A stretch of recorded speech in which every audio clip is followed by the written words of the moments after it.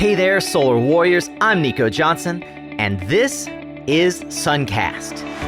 Each week, I pull back the veil on the life and business insights of clean tech entrepreneurs building the most noble and impactful companies of our time. I hope what you learn from this conversation is a catalyst for your own growth. So thanks for tuning in, and welcome to our tribe.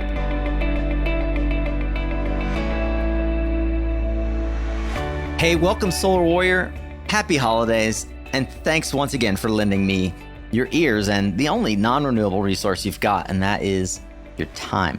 I'm so grateful for those of you who perhaps are listening for the first time. If you get a ton of value out of this episode, I'd love it if you'd give me that feedback. I'd love to get to know you better. Today's entrepreneur is no stranger to the power industry and renewables. Practically his entire career has been in the renewable energy field, from hydro to nuclear to, yes, lots and lots and lots of solar.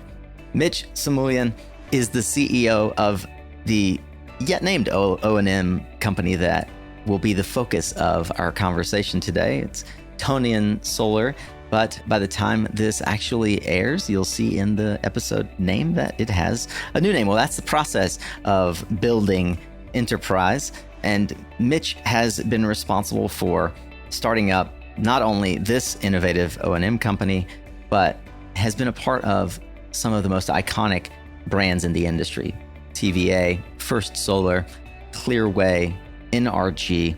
He's worked at Ivanpah and numerous other mega solar projects. And we're going to dig in to not just what it looks like from the inside operating these plants, but how we tend to overcomplicate it, and what Tonian and Mitch are doing to simplify and improve the process. His 40 plus years of electric industry expertise will leave you with lots of gems to help along your own journey in clean energy. If you like what you're hearing, I hope that you'll subscribe to the show. That ensures that you won't miss out on our twice weekly content just like this.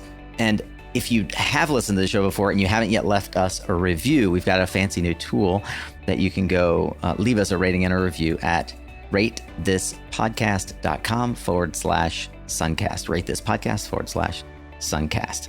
I hope that you'll take the time to do that. For now, get ready to tune up your skills, Solar Warrior, as we tune into another powerful conversation here on SunCast.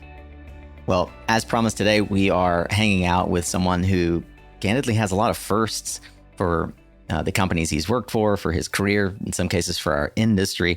Mitch, it's great to have you on SunCast, and I look forward to hearing about how you were the first hired into some of the brands that I've looked up to most in my career. Welcome to SunCast. Thank you very much. Good talking. Yeah, likewise, man. You've had a fabled career. I think most of us would be lucky to just get to hang out and hear some of your stories, let alone have a career that looks something like it. Did you grow up in a family that was focused on building a career or building companies? Sort of, was it entrepreneurial? How would you characterize the time when you were growing up and what your family was doing around you that informed the way you thought about careers?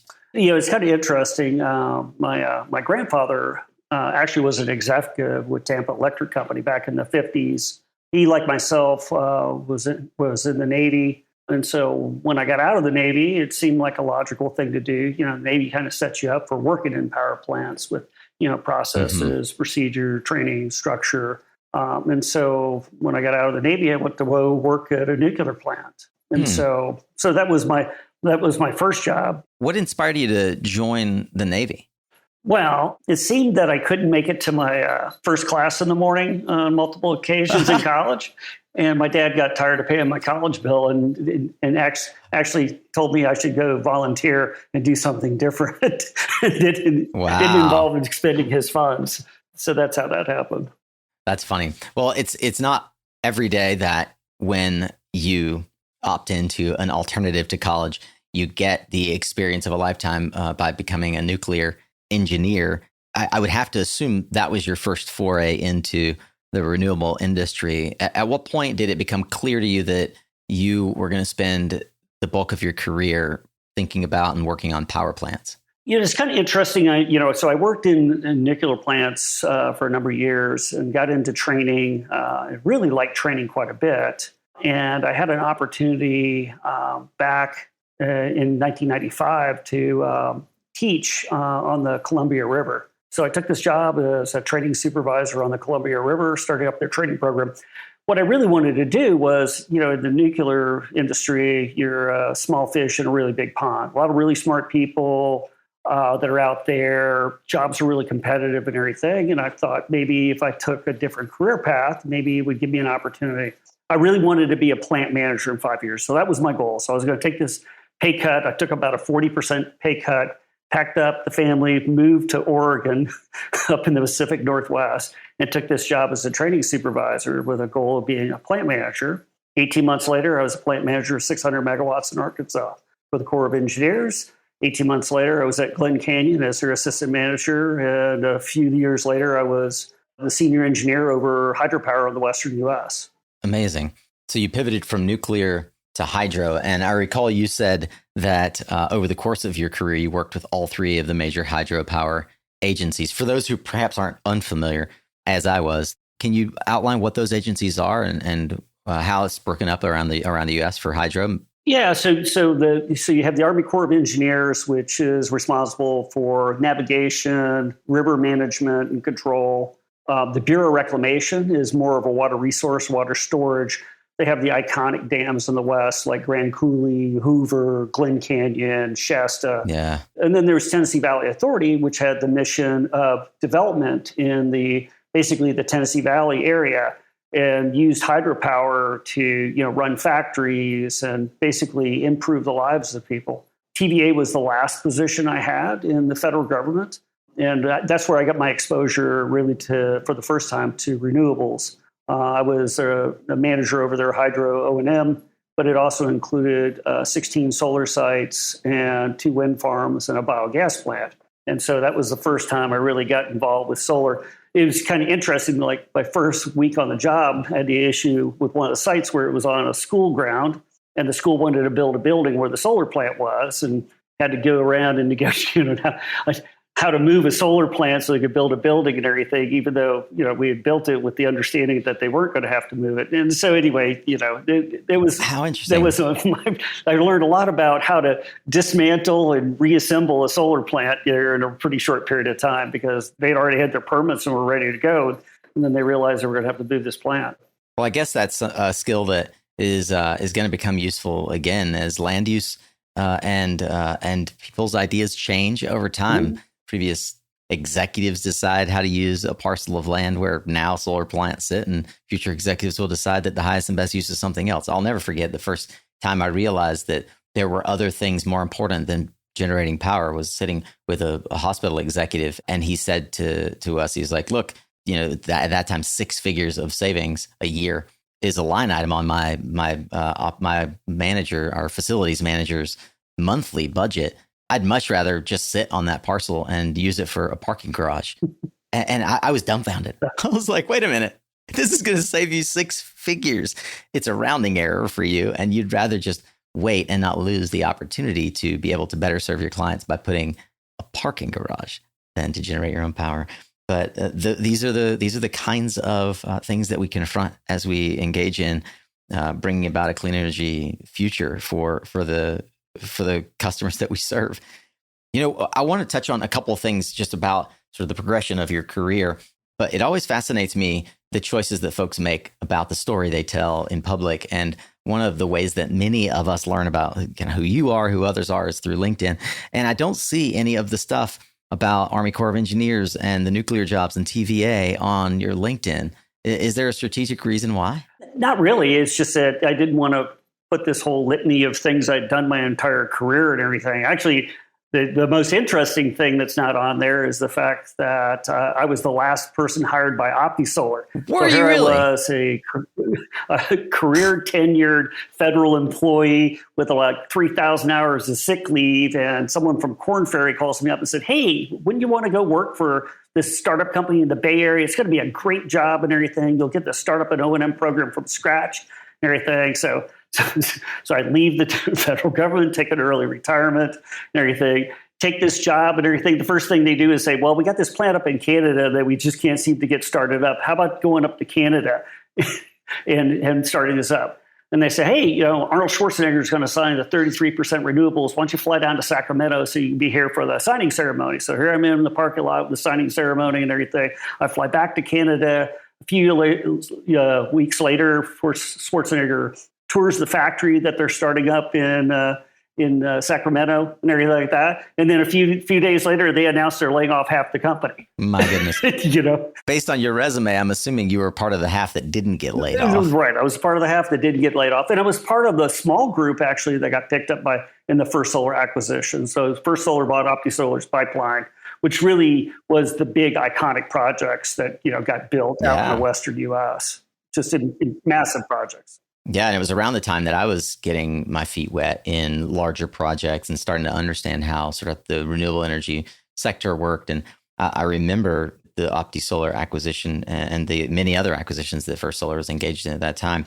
You were, as I recall, the first hire into their plant operations, essentially. Is that right? Correct. They had a group that was doing commissioning and performance analytics, but they didn't have anybody that was doing O&M. So I was like the first O&M person in the door, so it was like me, and then they let me hire about 3 people. And so there was 4 of us with 1 technician working out at a little plant called El Dorado, which was the first 10 megawatt utility solar plant really built. Everything. And it was actually a behind the meter plant to the El Dorado combined cycle plant.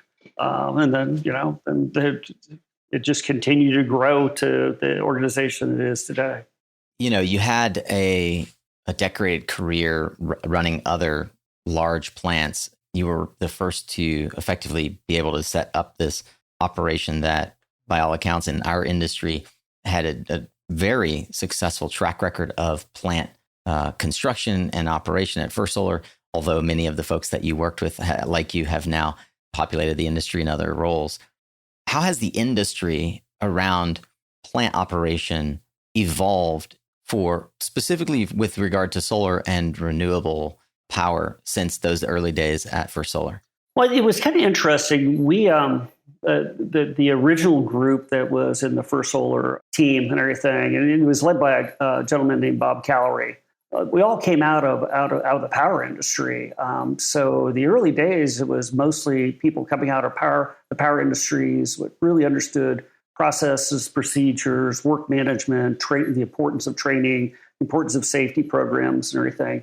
And it seems like the industry has grown so rapidly since those early days that there's not been a lot of talented people coming in out of the power industry. And I'm not sure if it's just the age of workforce or the power industry was doing really, really good. I mean, now, if you look at the fossil industry is in pretty large decline, but a lot of those people are, into their retirement ages. Yeah, they're effectively tenured. Yeah, so I think that's one of the hard spots and everything. It's not saying we don't have a lot of people out of the power industry. I just think that the industry is lacking still some of those basic skills, those blocking and tackling things that were really important for an industry that's been around for over 100 years, right? If you think about it, we've been generating electricity for a long, long time in this country. And we've been doing it, almost, not perfection like the airline industry, but pretty close. And I think those are some of the things that the solar industry is still kind of lacking in, from a standpoint of processes, policies, procedures, training and stuff. And I think part of it is just this, the matter of the growth is so explosive and there's so many positions being created every day that we're just kind of starving for talent. And we really need to work on that, getting talent in the door, especially women in the workplace. There's not enough women working in renewables. There's definitely not enough minorities working in renewables. And so we need to do something about that through either trade schools or, through junior colleges or even coming out of high school. Shop classes need to be focusing more on renewables because I think, skilled labor is skilled labor in most of our industries is in a shortage right now. Workforce development is something that I've been thinking a lot about, and we talk about a lot here on SunCast. And I couldn't agree with you more. It's something I don't know if you're familiar. You probably are with Katie Minner. It used to be Pink Petro. She's now got this company, Ally Energy, and really focused on helping not only increase diversity but give folks a way to find a new career. And I think it's a really necessary, as you put it, it's a very necessary element that we don't have enough folks focused on, and not just recruitment, but development, cultivating the skills and showing folks that there's a legitimate career in renewable energy, and it's a similar, if not better, opportunity as what was offered by traditional fossil fuel and by the utility sector, et cetera. One of my biggest critiques is that folks don't learn the fundamentals of the power industry when they get into solar power or wind or any of those others. Unless you are actively in the process of developing a project and need to understand how utility operators think, most folks don't really learn how the power sector works. I wanted to touch on that, and so I'll come back around to that question around some things I want to learn from you around the fundamentals of the industry. Before I do that, I want to wrap up a little bit more of your credential, a little bit more of your work history. You were also the first hire into NRG. Is that right? First hired employee? Well, actually, I started up the Ivanpah facility, which is, the world's largest concentrated solar plant. So, I was tasked with hiring an operating crew, getting it through commissioning, and then on to the first couple of years of commercial operation.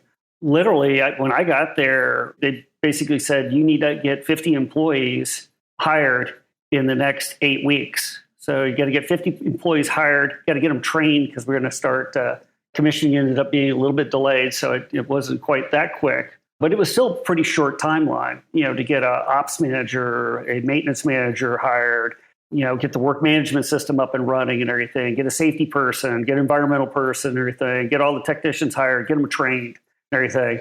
In the middle of all this, there's a funny story. So we're our administrative building, it's always the last thing that gets built on a renewable plant site, right? The office building, right? Because everyone wants to get the plant online because it makes electricity. Who needs a place for the technicians to hang out in, right?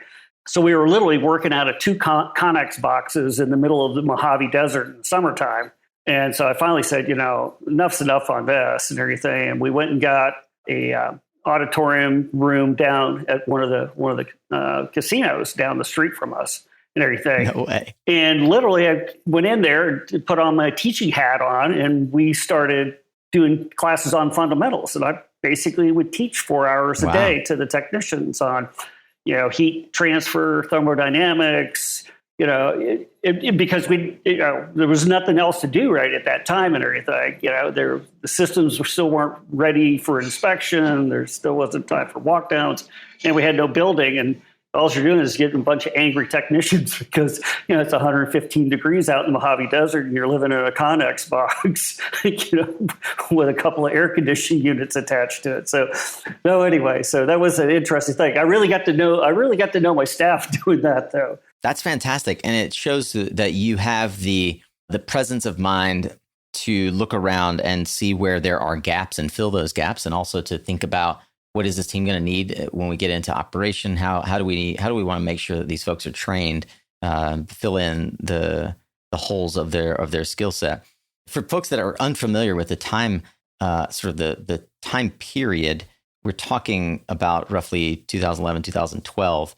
And the first thing that occurs to me is what convinced you or compelled you to leave First Solar to go to NRG? NRG at the time was being run by David Crane. For those who are unfamiliar, it is and still is a utility that was very much on the cutting edge of trying to introduce renewables. But in the early teens, many would have said, "No, First Solar is building the biggest plants in the world. Why would you go to NRG?" It's kind of interesting.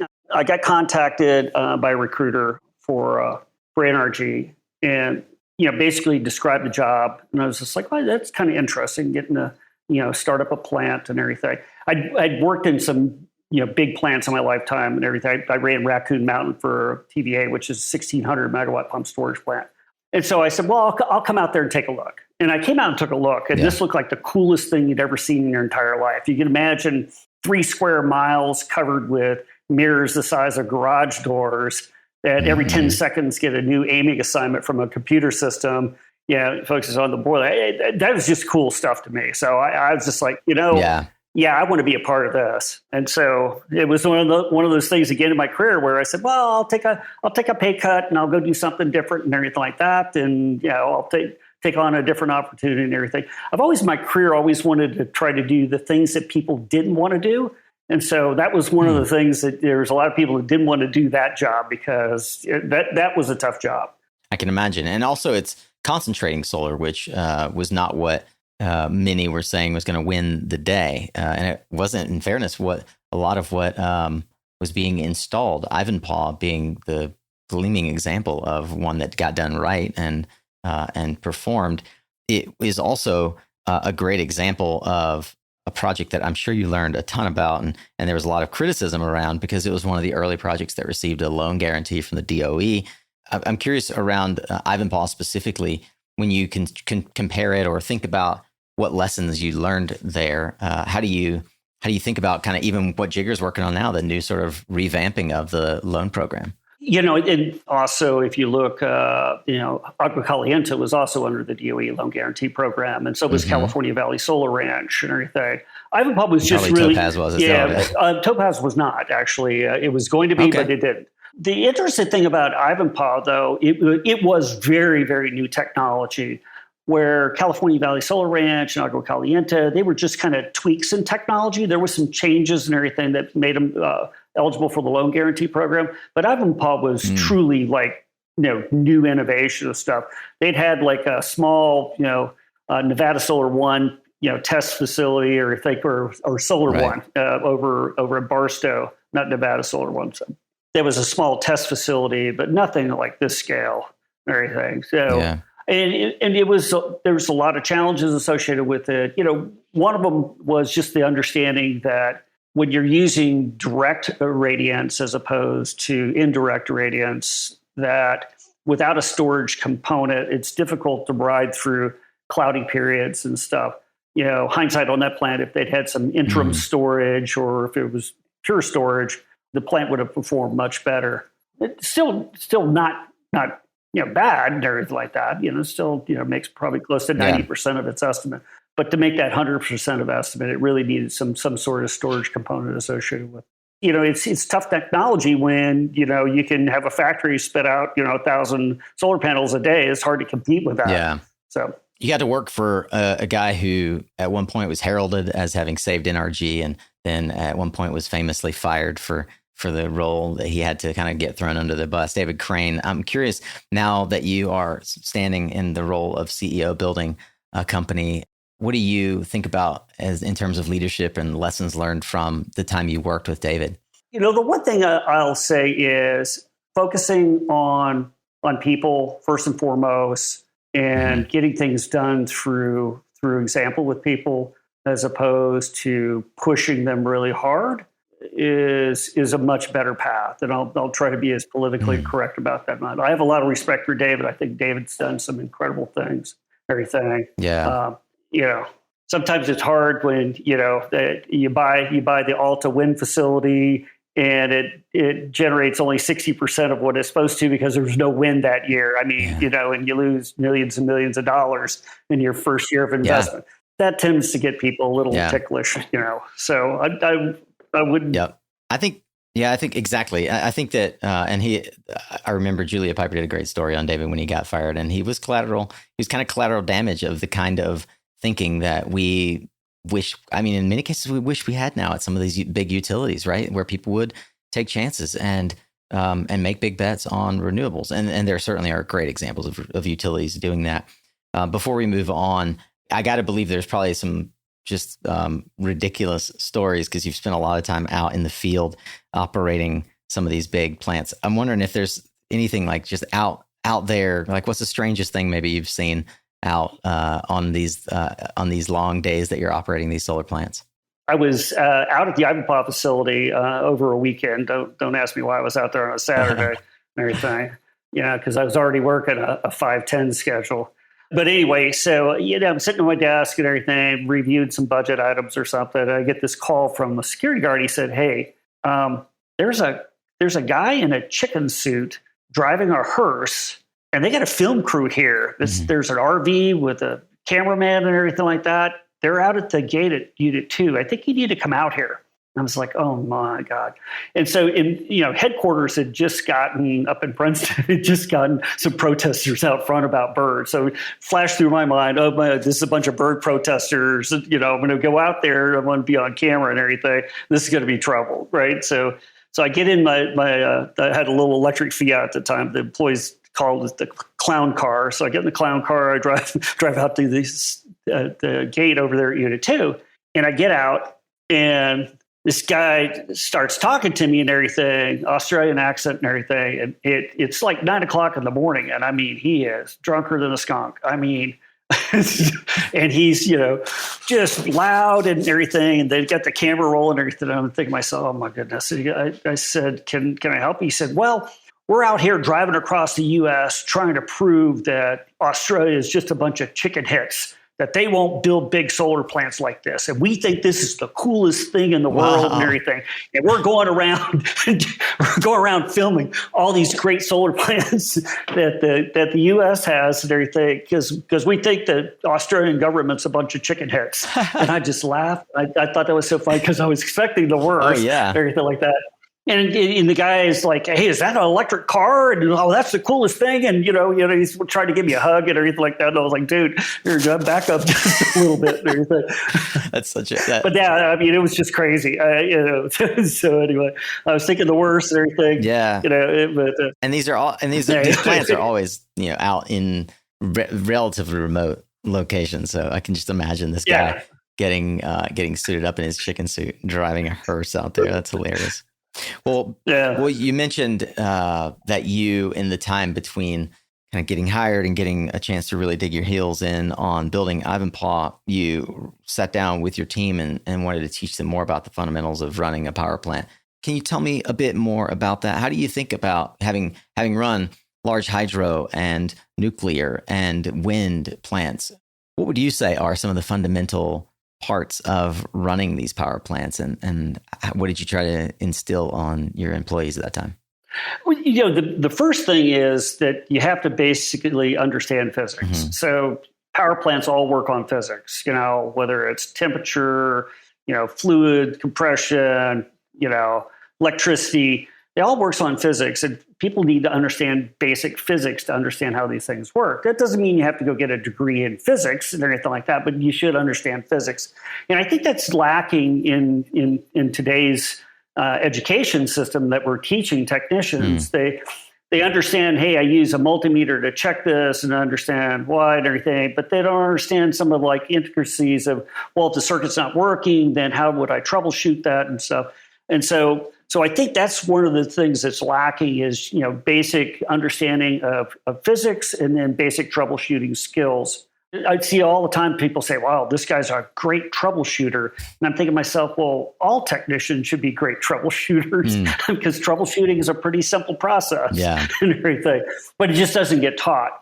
And that's some of the stuff that they would teach you, at power plants. You think about it, my first job at a nuclear plant as an auxiliary operator, I spent 6 weeks, 40 hours a week in training, right? We would see technicians show up at a solar plant and everything. Maybe they get 4 or 5 hours of training and everything. Hey, don't touch that. And, this is what a multimeter looks like. I don't necessarily think it's that bad, but definitely you don't see the level of training in the renewable space like you saw in the conventional space. I mentioned before we pressed record, you have more than a lot of folks that I see in an executive role. You have an intention and a focus around putting your thoughts out on LinkedIn. I've really appreciated that because I've been able to get a sense of how you think and what you think are important aspects of building the power plants of the future. We mentioned at the outset that you've taken on the role of CEO of Tonian, which will have a new name by the time this is published. I'd like to hear a bit more about the evolution of your consulting career and why you've put such a focus on O&M, how you've seen it evolve, and how and where are we overcomplicating the process? Right after I left Clearway, I pretty much, I'd live out near Nacimiento Lake over near Paso Robles, California. I live in a rural remote area on 13 acres. I got a vineyard on the property. I'm trying to install an Earthos solar system, which we can talk about Earthos here a little bit later. And everything, koi pond, I got all this stuff and everything, floating boat dock that you move every 2 days and stuff like that. But I still wasn't busy enough. And so rather than drive my fiance nuts and everything, I decided I'll go, start up this consulting business. And it's just well, what do people need? And I think, this focus on operational excellence and, and continuous improvement. A lot of people really don't do a good job of lessons learned and getting employee feedback. That was one of the things I was really focused on when I was at Clearway, was getting employee feedback. We had a training committee, we had a safety committee, we had continuous improvement teams, everything. So you want feedback from employees. And the big thing is you want decisions made at the lowest level possible in the organization. So if you tell everybody, hey, here's our goals, here's our plan for this year, here's our 5-year plan, here's basically the ditches that you can operate between and everything, go, right? You find that so many organizations want to sit there and micromanage everything that employees are doing and everything. I find much easier and that you get a much more satisfied organization if you give them boundaries that they have to work within and everything like that, give them the ultimate goal and let them go figure it out. You're probably familiar with Energy Toolbase. I mean, nearly 1,500 organizations worldwide utilize ETB Developer to quantify the savings and economics of their projects. But did you know that ETB provides a comprehensive suite of software products to help model, control, and monitor solar and energy storage projects all in one platform? That's right. I know you're probably familiar with their industry-leading modeling, but controls, monitoring? Yeah. Acumen EMS software is actually fully integrated with energy storage giants like BYD, Delta, Dynapower, and Socamec, leveraging AI and machine learning to forecast, control, and optimally discharge energy storage systems operating in the field. Or maybe you are looking for ETB Monitor to gain complete transparency into the operational performance and true dollar savings of your operating fleet. Well, if I were you, I'd schedule a Zoom with one of ETB's knowledgeable account managers. You can mention SunCast when you sign up for your free trial, and you get a 30-day extended free trial. You can also just click on the Toolbase logo at mysuncast.com, or in our newsletters, or right there in the description of today's episode in whatever app you're listening to this on, to take full advantage of this free trial. Don't wait. Mitch, I think that what we want to do is talk a lot about kind of the state of the O&M market and kind of what you have been working on, but maybe I haven't set the stage properly. We don't talk a whole lot about O&M here. And in very recent history, we interviewed one of my friends and one of your friends, Austin Tabor, at Solar Support. But that's not all of the story. We didn't tell a whole lot about kind of how Austin's company has evolved. And in fact, we need to talk a bit about how your company has evolved, that little consulting business that you put together to stay out of your fiance's hair. Can you set the stage for me for how Tonian came to be? Sure. So Tonian was actually registered late last year by a company called CSL Capital. They had acquired 2 businesses. One's called United Cranes, which is an uptown crane business, and the other one is Omni, which is a technician business in the wind industry. They wanted to expand into solar. I was actually working as a consultant for them for doing M&A work. And they ended up, during that period of time, acquiring Solar Support, a portion of Solar Support, and then also Titan Renewables, which is in Phoenix, Arizona. And the last thing was they approached me and said, hey, would you be interested in us acquiring a portion of your company and then being a CEO for our O&M company that we want to start up doing solar? And I was just like, well, that seems like a really fun idea, because I think I had one more O&M company startup in my DNA. So I was like, yeah. So I signed up for that. So now there's 5 of us, and actually I have a counterpart both east who actually he started Upwind, and he's working on wind O&M, and I'm working on solar O&M, and eventually we'll have a common control center between the 2 of us and everything, common platforms and stuff. And so just really cool group of companies and cool people. I think there's still a few more companies in the works, and maybe by the time this podcast comes out, we'll know who those companies are also that are going to go and join us. But yeah, no, really exciting times for us, I think.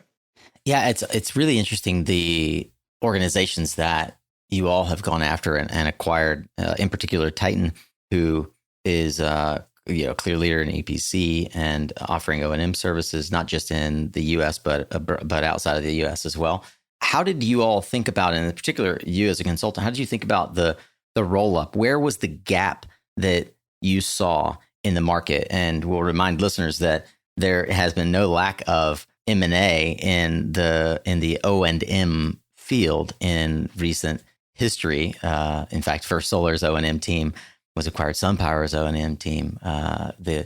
We could go down the laundry list. There are a lot of suitors out there buying companies. Where did you see the gap and the opportunity? I think it's because a lot of the O&M business are just singular businesses, where what we were trying to do is put together a portfolio of companies that would cover all the corners of the O&M business. So yeah, hey, you own a solar plant and everything.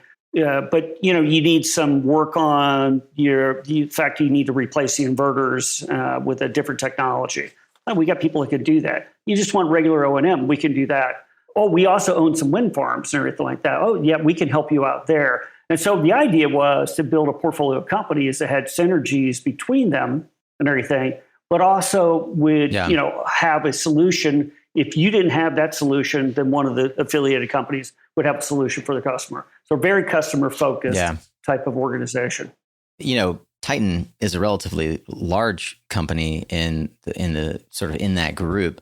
When Solar Support, I think at the time of acquisition, might have had 10 or 15 employees. Where does a company like Solar Support, who listeners will have some familiarity with, where do they fall in that spectrum? What kind of value did you see them adding to the portfolio of companies? Their big thing is, I believe, is one, inverter technology and a very good understanding of inverters. Cliff and Austin, both really strong in inverters. And really, that's been kind of the Achilles heel of the solar industry, really, right? Mm-hmm. You got, Satcom. The dirty little secret. Yeah. Yeah, AE leaving, right? Schneider getting out of the inverter business and everything. So... And then you have all these orphan inverters out there, and you still need someone that knows how to work on them. You still need, strategic ways to get parts and get things rebuilt and everything. So I think that's where their value is. They've also created this cool business around if you had a storm damage or fire damage on a solar plant, and you can't get those parts and pieces anymore. Innovative ways and low cost ways of repowering that plant with current technology. Yeah, it's fascinating. And it's some of the stuff is a little bit secret sauce and trade secret. And they've done a fantastic job of positioning themselves. And some of it is just having worked at companies like Genlong and SMA and seeing the inner workings and understanding where the keys are being held and how to help clients like Clearway and others save money. So it's fascinating to see this take on delivering value through operations, which at the end of the day is where most of the value gets lost. That's, some of the value is lost in the spreadsheets when the bankers buy something that probably would never have performed as well as the P50 was suggesting. I'd like to hear from your perspective, though, when you think about operational excellence and customer service, some of the things that you put out there as the core philosophy. How does that show up in current status of operations and maintenance, and how are you planning to help improve it at an industry level? Well, I think, again, I'll go back to being an advocate for training, being an advocate for employee development. I believe that more diversity in our workforce is important to get more diverse ideas and have the industry grow forward. Also, making sure the industry is environmentally responsible. I worked a lot around environmental issues, obviously, throughout my career, whether it was salmon on the Columbia River or dissolved oxygen issues on the Whitewater River system, or bird interactions with wind turbines, or bird interactions with the Ivanpah solar facility and everything. And we've always been trying to be proactive and out front of the issues as opposed to being, behind and reactionary to those issues. So I think that's really important. We just assume that a renewable energy plant is green and great for the environment, and that's not necessarily true. There's some things that we should be doing a better job, advocating in the industry and being proactive associated with them. This whole thing on blade recycling and stuff, and avian impacts on solar plants and everything. We need to make sure that we stay ahead of those issues as opposed to just reacting to those issues. I saw a post recently where you said negotiating an O&M contract requires a lot of experience and the ability to give in some areas and not bend in others. Where do you see folks making mistakes when it comes to negotiating their O&M for these big plants? The mistakes you can make is you having a vision of what the guarantee is, and it's not really there on paper what that guarantee is.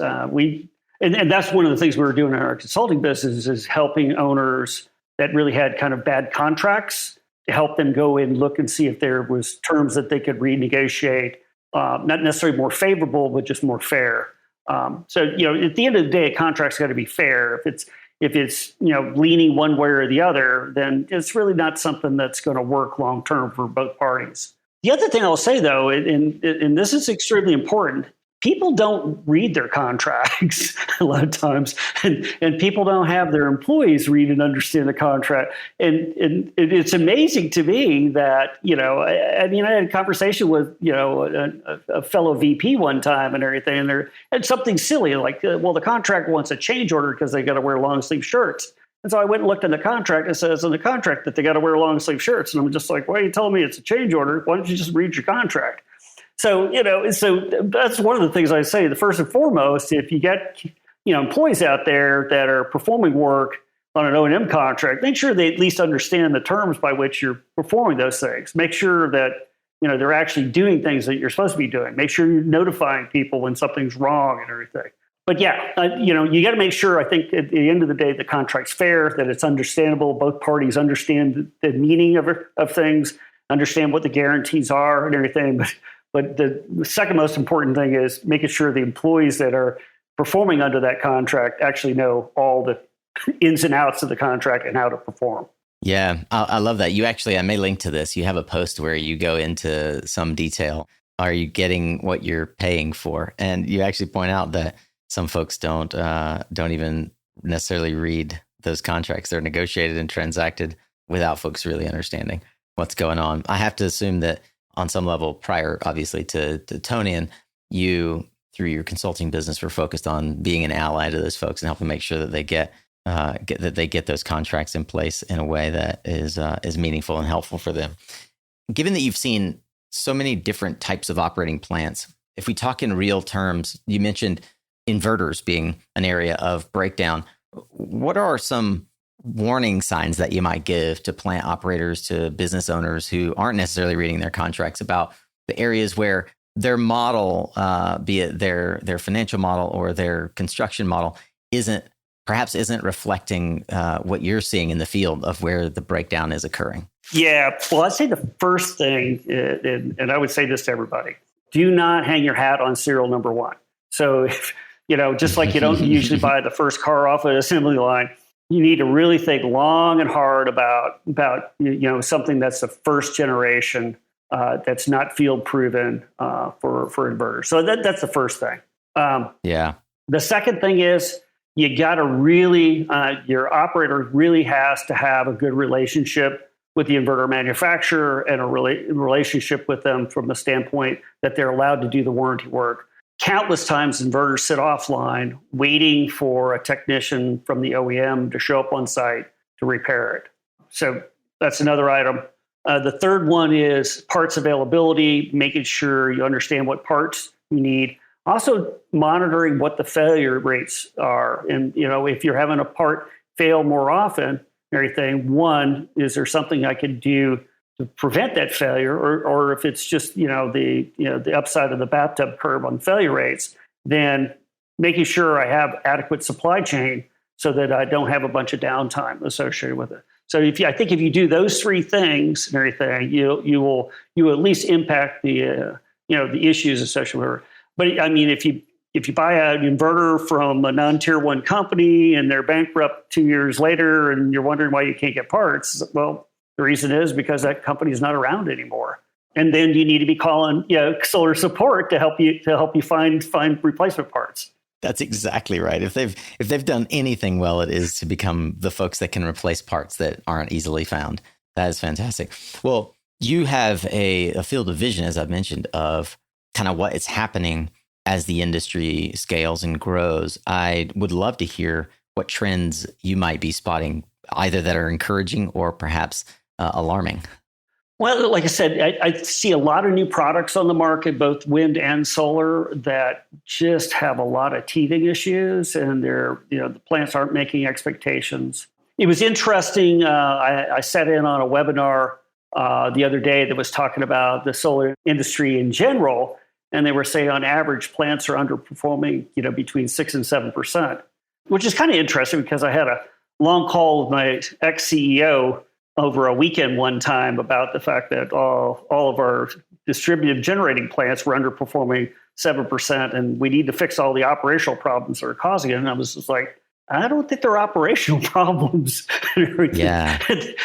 You get into a long debate about that. Those were born. Yeah, those were born in the project development cycle when you finance this thing. Right. If you go in and, you want the thing off the top rack, or, if you have like 5 variables and you pick the highest one out of the 5 variables and add them all together, you're never going to make that number, right? So if you pick the rosiest resource, the lowest availability, the lowest curtailment, all that stuff and everything, and you add them all together, I guarantee you'll never make those numbers. So we need to be more realistic about when we're putting these numbers together for these plants and everything, and understand that picking the rosiest outcome on every variable and everything is not going to be good for the industry long term.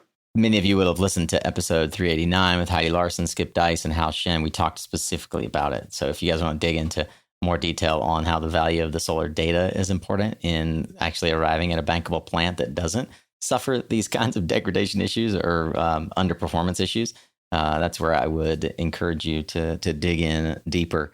You mentioned Earthos. So I'd like to ask you a couple of questions because I had Flanagan and Charles on the show. What do you find compelling about Earthos? How's it different? Why are you installing one?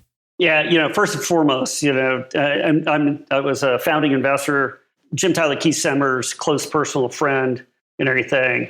Great guys and everything. And to me, there really hasn't been a step change in costs associated with the renewable energy industry, in costs. And this is, to me, a step change that's just really going to shake up the industry. I think there's a lot of non-believers and everything, but I'm in the throes of permitting a 40 kW DC, 30 kW AC system for my house. I got a nice flat spot down next to the house and everything. And so I'll be sure to send you some pictures and everything when it gets commissioned. Austin's asked me to have him come out there, and we're going to go get some wine from the vineyard down the road for here and everything, and commission the thing. Love it. Obviously, drink the wine after commissioning, but hopefully, it doesn't get mistaken as a dance floor someday. Mitch, on the Earthos topic, I wonder, what are you seeing about the way that they're thinking about long-term plant operation that maybe others are missing? Because, I think inherently folks look at laying a plant flat on the ground, especially in a utility scale situation, as missing some of the operational efficiency opportunities that trackers provide. You've built many gigawatts. Where do you see this as an opportunity? Well, a couple things. So first and foremost, one of the largest costs to renewable energy plants is vegetation management. So if you think about that, there's no space for the vegetation to grow. So that one's checked off. So now your O&M costs, you just took vegetation management off your O&M costs. Okay. One of the things they're also looking at is just upsizing the DC enough that you don't really have to routinely go out and replace solar panels. Yeah. So if you have enough excess DC capacity, well, then you're not going out and replacing panels. So you don't care if you have a 1% failure rate out in the field. So that lowers the O&M costs. And then the whole process of being continuously cleaned by robotics, as opposed to people coming in and crews coming in and doing cleaning and everything. I think that's another thing that one's going to increase production and lower overall costs. What's interesting is, we had this discussion around trackers, and I had some plants in Hawaii. And what's interesting is in partly cloudy areas where there's a lot of movement of cloud cover and stuff like that, trackers, you'd be better off having a tracker almost horizontal, or just moving slightly 5 degrees both directions, because most of the light's diffused light. It's not directly from the sun. So, think about that. So if you put one of these things out in an area where you get a lot of partly cloudy weather and everything, they're going to perform real close to what a track system is going to perform, in much, much smaller real estate area. And this is probably a better question, again, back for Flanagan, but did the Earthos team obviously they thought about it, but why they decided to go perfectly flat instead of what many have done at 5 degrees angled east-west, just do a system that way? Yeah, I think, again, it was just the removal of all the metal infrastructure. Just laying them flat on the ground is, honestly, it's so simplistic. It's kind of like, wow, why didn't anybody else think of this? Yeah. So we were kind of laughing and everything that, we want to patent putting solar panels on the moon. We're going to call it Lunos and everything, and see if we can sell that to Musk, right? So this new company called Lunos and everything, because, you put them on the moon, everything, you just lay them flat on the ground. Just lay them flat. There you go. And you can power all the operations. Mitch, you've been involved in a number of different, what I might call success stories. So I'm going to ask if there's anything, so when you think about the renewable energy industry and I say success story, what comes to mind for you? I think the one thing is drone technology. I think drone technology from an O&M standpoint has been pretty much a game changer. Now, funny story, back in 2009, we had this, wild idea that, maybe you could, fly an infrared camera over a solar field and figure out if things weren't working and everything. Because we already knew that you could walk around with an IR camera, but if you had a square mile of solar panels, that's going to take a little while.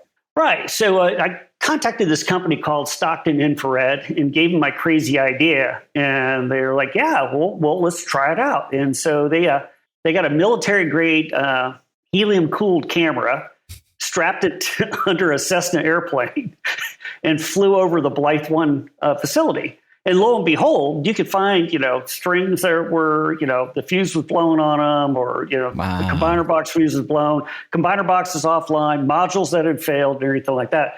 Really, really cool. The problem was that you had to sit there with a magnifying glass, go through the photos, write down what row, how far in and everything, what height was it, the third module or whatever like that, in that row. And so it was very laborious and everything. So hence it was pretty expensive. I think the first time we did it was, I want to say, north of $45,000. Wow. Right. To do this. Right. Well, today you can buy a really good drone for about $50,000. You could do a bunch of plants. Yeah. And by the way, they have the software.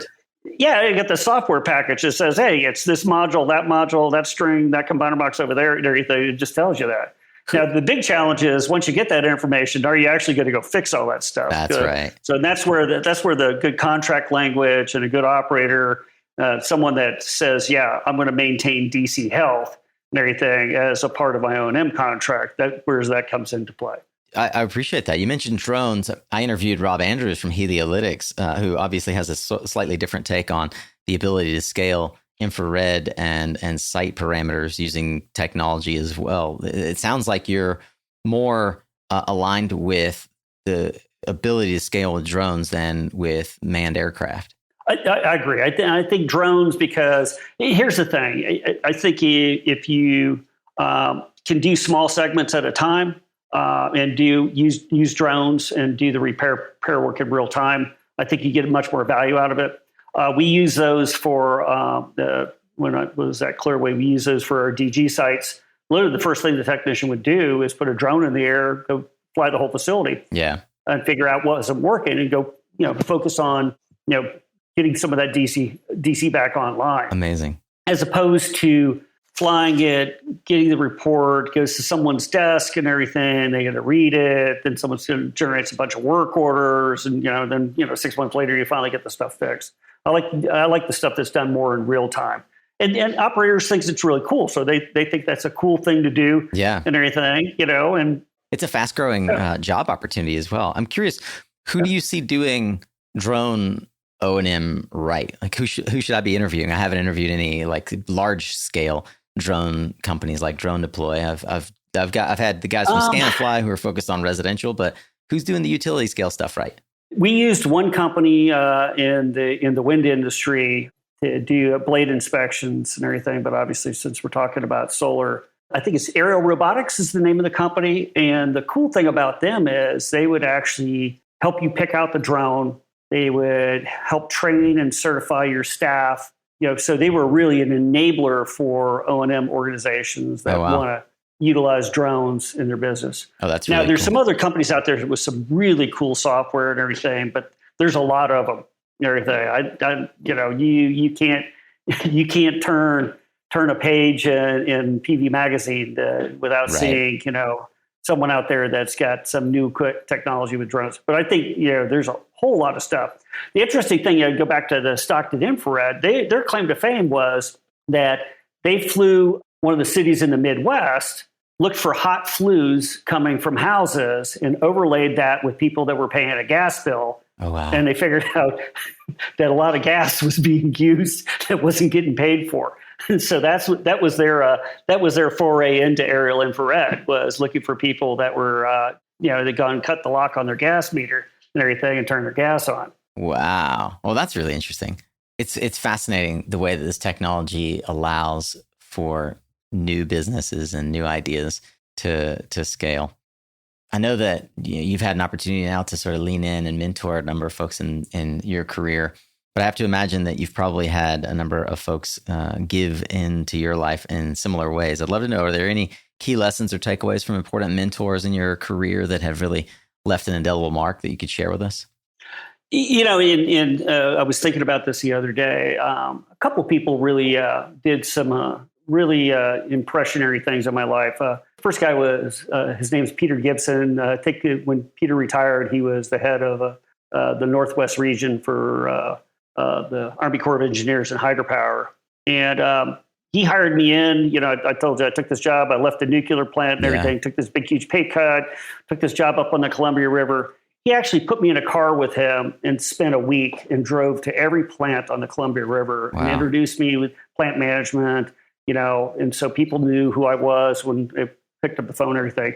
And I think people don't understand how valuable it is to just some simple mentoring thing like that. Yeah. Now to say there's times that I learned a lot from him about, I told him one time, hey, I need to buy some computers for the technician training class and everything like that. And he's just like, well, you come in and just tell me something like that, you're not going to get anything out of me. You need to do some homework. You need to tell me what the budget is. You need to tell me what the value is and everything like that. And everything. So he booted me out of his office. So I was like, okay, well, I guess I need to do my homework. Not just come in and tell them I needed something. That's right. Ask for resources with reasons. The other one was when I was at Raccoon Mountain, I just hired in. So on a Friday, there was like 5 managers in the plant, and they were doing this $100 million modernization. It was upside down. They were getting ready to put the 3rd unit in. The plant was being shaken apart and everything like that. And Monday morning, I was the only manager in the plant, brand new, just showed up. We were starting an outage to fix basically the rehabilitation and modernization that they were doing in 6 weeks. And so the first week in, someone had a pinched finger and someone else had, sore shoulder and everything. And the guy I worked for, just incredible guy named Gary Malden, actually took up office, in the plant for a period of time and everything. And he and I would walk the plant every day and look at what people were doing, working and everything, and come back in the meeting and talk about how to do things safer. It was the first time I really, really thought about safety and having people engaged in safety and really looking at stuff. Now everybody jokes because I look, and if there's something sit on the floor and everything, I'll say, hey, move that. We need to make sure that's moved, or if I see something, laying down and everything, I'll pick it up and put it away and everything. I talk to people all the time about kid at my fiance's son and everything like that, working with the backhoe we have on the property here and everything. And I'm out there talking to him about pre-job brief and pinch points and all this other stuff. So he kind of made me a little bit of a safety Nazi from the standpoint of thinking about it all the time. But Gary was a great guy, fun to work for. And so those are two great people that I've had in my career. I love that. Be a fund manager. Don't let folks get away with asking for resources without explanations. Walk around and see how people are doing things with a focus on how we can improve them, whether it's safety or otherwise. Mitch, as we head towards home plate here, I'd love to know, is there a book that has made a particularly strong impact on your own personal career or sort of the way you see the business world or maybe your private life? There's a couple that I really like and everything. One of them I gave to all my direct reports when I was in my previous position. But it's called Simple Solutions, Harnessing the Power of Passion and Simplicity to Get Results. Now, that's a really long title, but it's by the guys that started up FedEx. And it talks about the importance of solutions that are simple or usually solutions that work. When people build these really complex solutions to problems, it's difficult to enact those. And so I think, I go back to what I said before, Vince Lombardi said it well, really football is just blocking and tackling. Well, the same thing, in power plants, it's basically the blocking and tackling, good turnover, good watch keeping, focusing on, figuring out why something went wrong and having a good corrective action program, good training, good procedures and everything, engaged employees. Those are all simple things. We all want this really complex, fancy thing, that's supposedly going to solve our problem and everything. But really, it comes down to really simple solutions in most organizations. So that's the first one. The other one, and I think this is a Bible. If you want to be an operator in a nuclear plant or a hydro plant or a solar plant, you need to get this book. You need to read it. You need to understand it. And it's called the Industrial Operator's Handbook. Okay. It is all the basic fundamentals of, log keeping, watch standing, basically shift turnover, human performance, all those things that make a good operator a great operator. The other thing about it is it also talks about all the times where operations did go so well. It talks about Bhopal and the accident at the Union Carbide plant or the Exxon Valdez, right? So it goes through, the framework by which you can have a large industrial accident. And it's usually only a few things that line up and everything. And then all of a sudden that arrow goes right through all those targets and everything. And you have this major incident, major accident and everything. So those two books I would strongly recommend for people, simple solutions, and then, the operational excellence really is that Industrial Operator's Handbook. Yeah. For those of you that are too lazy to go look at the show notes where we always list out the links and make it easy for you to find these, the Operator's Handbook is by H.C. Howlett, the second edition. I'm going to link to that, as I said. And the other one that was written by the folks from FedEx, Simple Solutions, Harness the Power of Passion, Simplicity to Get Results by Thomas Schmidt, Arnold Pearl, Frederick Smith. So like I said, we'll link to those. And you know what I really appreciate, Mitch, is when someone has the presence to not just say the name of the book, but tell what they learned from it, what the takeaway is. Why should I read it? I really appreciate that you gave the additional color. Thank you. Definitely going to check out, in particular, Simple Solutions. But the Industrial Operator's Handbook has kind of called my attention because I think that there is value in learning outside of your particular zone of expertise so that you can see what about what I've learned applies to what I'm doing. How can I take ideas from over there and apply them over here? So it's one of the reasons why I ask this question. Mitch, you seem to me like someone who has been very methodical and process oriented, not just about your work, but I have to imagine probably in your personal life as well.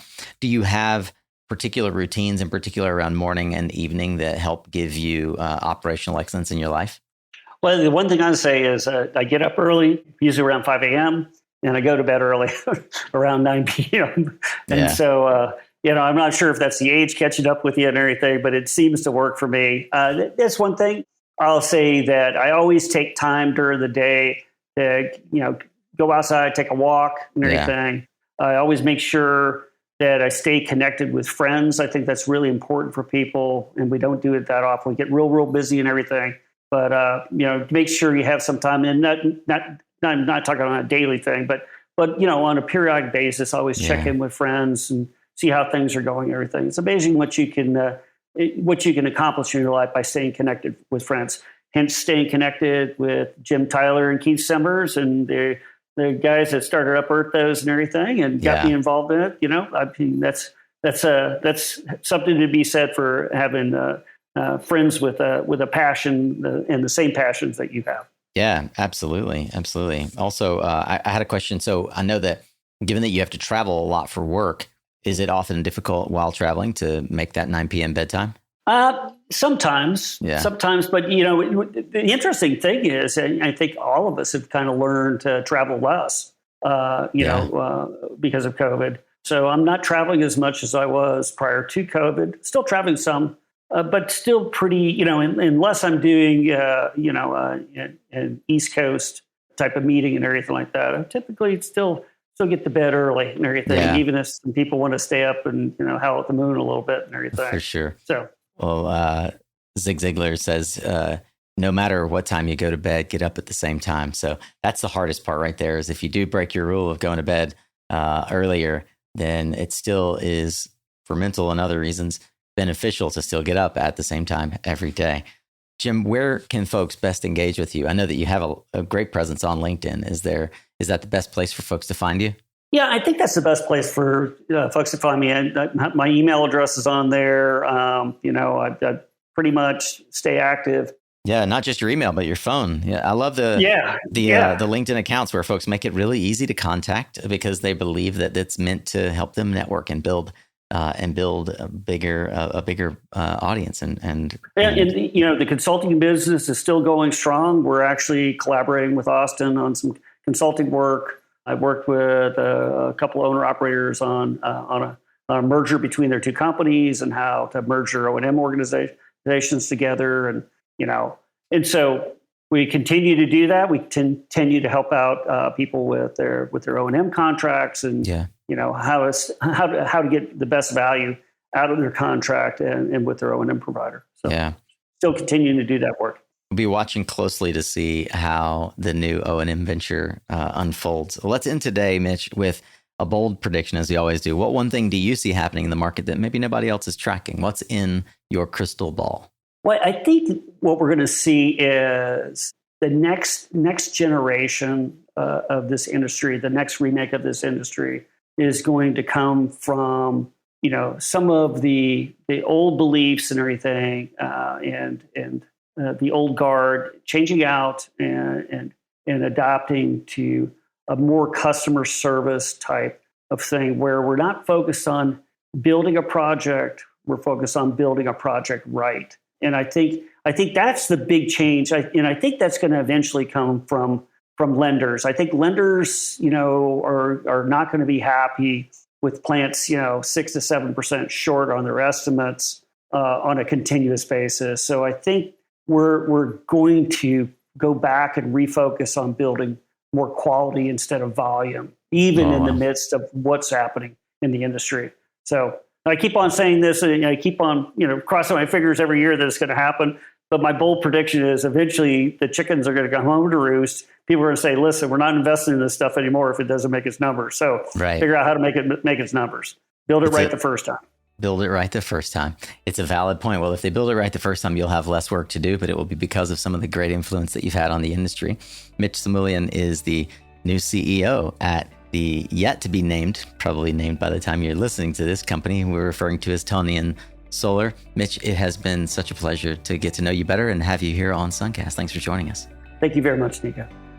All right, Solar Warriors. Well, thank you for those of you who are end of podcast episode outro listeners. I rarely record a canned outro, and so you get to hear my musings as I think about what is happening in the world of SunCast. I also want to say thank you to Mitch. Thank you for taking the time out of a very busy calendar right now for you as you guys are rolling with this new venture. Thank you for explaining how the O&M industry is evolving, for illuminating the fundamentals of power plant management, some of the blocking and tackling. If you're eager to keep learning, then you, my fellow Philomath, can find the resources and highlights from this and every other discussion, along with the social media links, our book recommendations, and so much more over on the blog at mysuncast.com. Click on the show notes button, and that will transport you to where these episodes reside. You can always scroll all the way down to the bottom of the page and click on search, and that will help you find any episode that you're looking for, including this one. Just type in Mitch and it'll bring up this episode. Since you're already going to be online, I'd love it if you would take some time, go say hi to Mitch and I on LinkedIn, and share this episode if you'd be so kind. Share it with your friends, share it with your colleagues and collaborators, and let us know, what did you learn? What resonated with you? Who do you think needs to hear this story today? And if you're a faithful listener who has yet to leave us a review and a rating, well, it's easier than ever to do that. You can go to ratethispodcast.com/SunCast and leave your rating and review. I would really love if you would do that, because it helped people find SunCast the same way at some point you found SunCast. So you're passing it forward. You're contributing to other folks, improving their knowledge and helping level up their career in clean energy. Hope you'll join us next week, where we'll have another Tactical Tuesday, practical advice and tools of the trade for growing your clean energy career. And Thursdays, where we have a long form interview just like what you've just listened to. I hope that you will continue to come back. And if you do, thank you. Thanks once again as well to our sponsors for helping make this content free to you. You can learn more about them, their offers, and how you could become a sponsor as well at mysuncast.com/sponsor. Remember, you are what you listen to. Thanks again for showing up, Solar Warrior. It's half the battle.